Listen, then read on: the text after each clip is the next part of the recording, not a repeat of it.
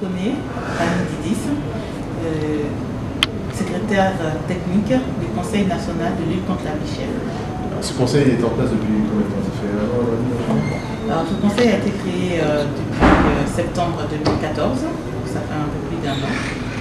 C'est un conseil qui a été créé par le gouvernement dans un souci de renforcer son dispositif institutionnel de lutte contre la vie chère. Et il regroupe quels acteurs?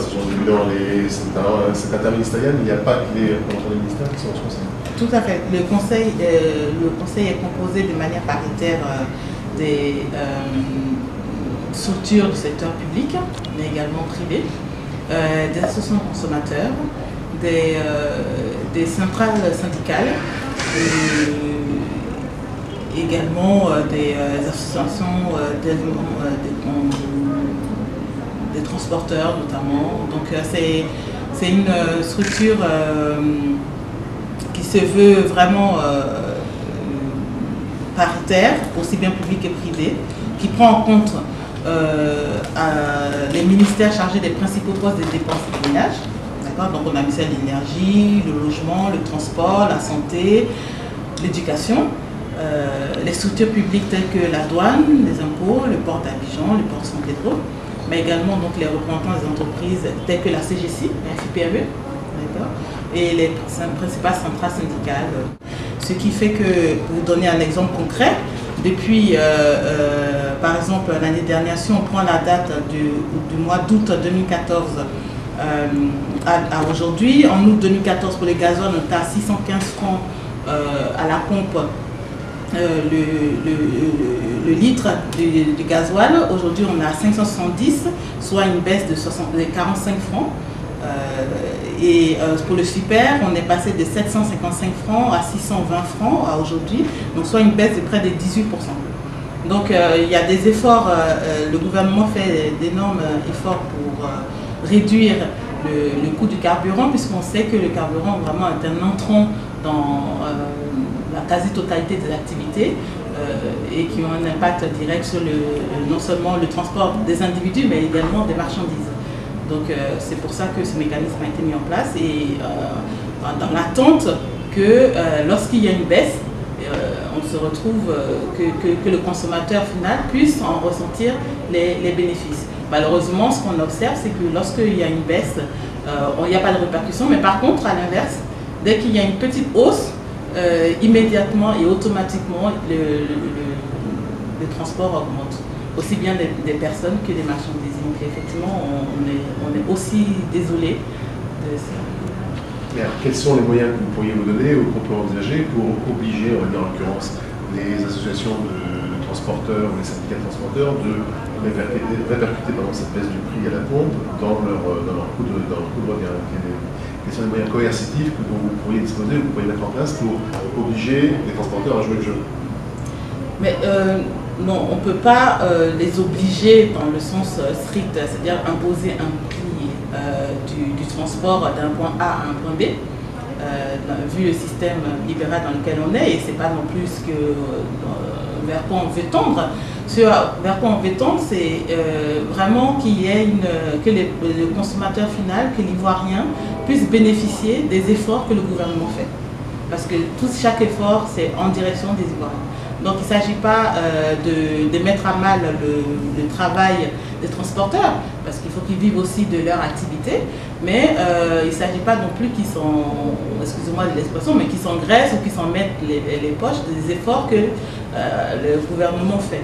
Donc on ne veut pas leur imposer un prix, parce qu'on n'est plus à ce stade-là au niveau de notre économie, mais c'est justement dans le cadre du Conseil national de discuter avec eux, de rentrer dans un cadre permanent de discussion, de les amener à plus de responsabilités aussi dans l'exercice de leur fonction, à avoir un comportement responsable, citoyen, parce que également ils sont, c'est vrai, des transporteurs, mais eux aussi ils subissent la cherté de la vie. Ne joue clairement pas le jeu. Depuis 1 an que vous décrivez ces baisses de prix du carburant, depuis 1 an ou un peu plus que votre conseil existe apparemment. Je ne sais pas si dans les réunions que vous faites vous avez des sujets, mais visiblement quand on lit leurs interviews, quand on les entend, ce qu'on fera aussi prochainement, ils disent que 50, 60, 70 francs, c'est bien, mais c'est pas assez de baisse. Donc jusqu'où il faut aller pour que, enfin, on puisse espérer une baisse du coût du transport. Oui, c'est pour ça que l'argument, enfin, cet argument de la baisse ne tient pas tellement, puisqu'il y a une baisse, et je vous dis, sur le super, par exemple, c'est 18%. Donc c'est quand même une baisse plus que considérable. Nous, ce qu'on aimerait, c'est simplement qu'ils continuent à exercer leur profession, d'accord, qu'ils en vivent dignement, mais qu'ils n'annulent pas par la non-répercussion les efforts du gouvernement, parce que le gouvernement perd énormément également en diminuant. Il renonce à des recettes pour permettre aux Ivoiriens de mieux vivre. Et c'est dommage que cela n'ait pas d'effet positif. Pour parler clairement, à l'heure actuelle, à l'heure où nous parlons, les syndicats transporteurs, en tout cas les transporteurs, augmentent leur marge, alors que le consommateur lambda, lui, continue à payer toujours aussi cher. Donc il y a quand même un problème. Est-ce qu'il ne faut pas, si ce n'est par le coercitif, par l'incitatif, faire en sorte que, enfin, les taxis, les BACA jouent le jeu? Voilà, tout à fait. Donc on est dans une logique d'incitation.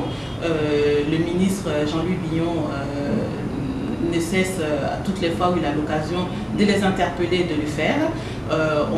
Il est prévu de les rencontrer très prochainement, parce que quand on regarde effectivement les baisses deviennent vraiment significatives. Donc on ne peut pas rester juste les regarder et sans que rien ne se passe de manière concrète. Donc le ministre Jean-Luc Billon a l'intention de les rencontrer, mais toutes les fois où il a la possibilité de les interpeller, de rappeler le sens responsable auquel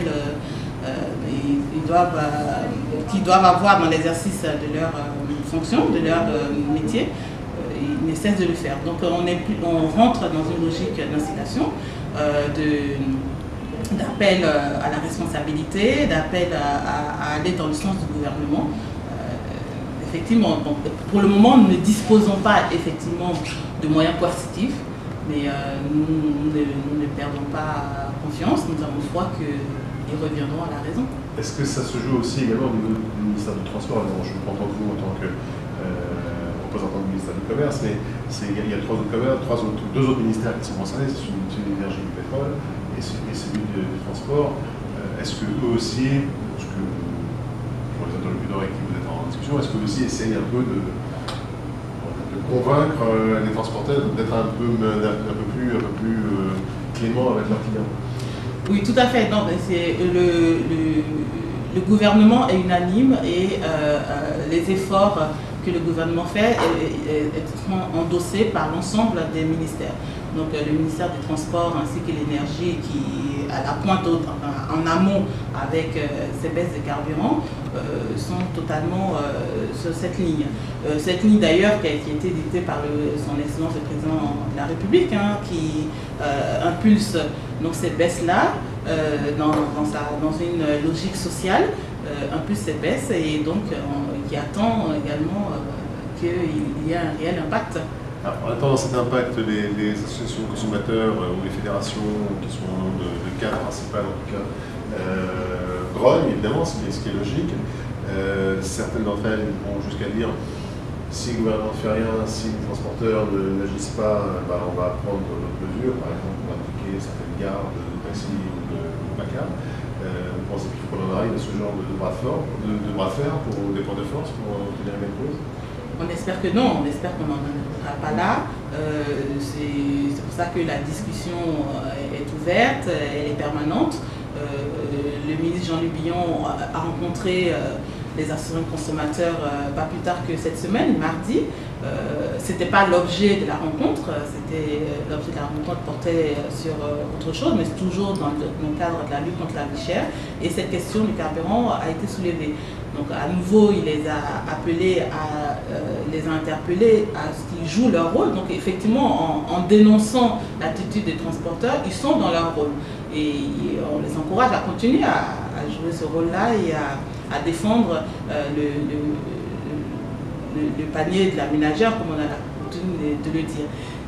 Maintenant, ce n'est pas forcément par des épreuves de force ou des opérations coup de poing, mais en laissant que chacun joue sa partition. Donc eux, ils dénoncent, d'accord. Le gouvernement s'est saisi de cette question également et on rentre dans une forme d'échange, de négociation avec les transporteurs pour les amener à réellement répercuter ces baisses de baisse du carburant. Une question qui me vient à l'esprit en écoutant, est-ce que la SOTRA, qui est une entreprise d'État, qui fait le transport en commun, elle aussi, est-ce qu'elle applique cette variation des prix à la hausse ou à la baisse, quelque chose du coût du baril de poids? La SOTRA, en tant qu'entreprise publique, il y a un certain nombre les prix sont variables. Par exemple, vous savez, il y a la carte de bus, par exemple, les étudiants, ils ont un tarif préférentiel. Donc, il y a des tarifs préférentiels selon la catégorie. Donc, déjà, la SOTRA fait du social, prend en compte les niveaux de vie des populations. La question, c'est est-ce que le prix d'un ticket à la SOTRA est annexé au prix du litre de pétrole ou de gasoil ou d'essence?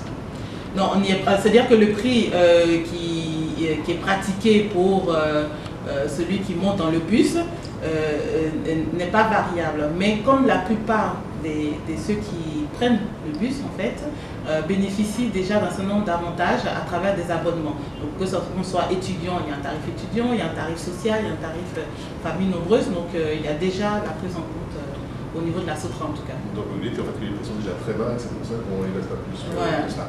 Les syndicats privés, enfin les transporteurs privés, eux le disent, syndicats notamment, je crois, je sais plus si c'est la Motoria, nous disent que les prix qu'ils pratiquent eux sur des lignes, on va dire par exemple, pour prendre un exemple, Port-Boué, Bassa, Nobia, Adjamé, Yopougon, sont déjà très bas, très en deçà du prix minimum et du prix officiel. Il n'y a pas de prix officiel dans le secteur privé pour le transport. C'est pour ça que je suis étonnée de cette déclaration, parce que les prix sont en dessous du prix officiel, mais le prix fixé par qui? Parce que c'est non pas par le gouvernement ivoirien, à ma connaissance. C'est le prix qu'ils pratiquent eux en temps normal, et ils estiment qu'ils sont déjà en perte, ils laissent entendre qu'ils sont déjà en perte par rapport à leur transport. J'imagine. Merci beaucoup Madame Barre.